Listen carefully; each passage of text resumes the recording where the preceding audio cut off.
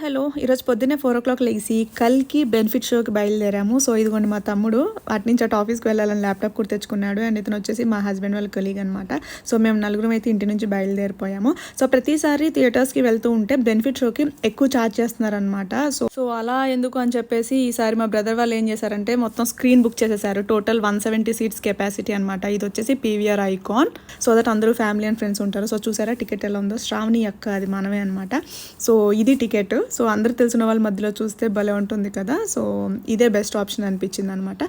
So మేమైతే మా మూవీని అలా ఎంజాయ్ చేసాం. ఇంతకీ మీలో కూడా చాలా మంది చూసి ఉండొచ్చు కదా మూవీ. మీకు ఎలా అనిపించిందో కామెంట్ చేయండి.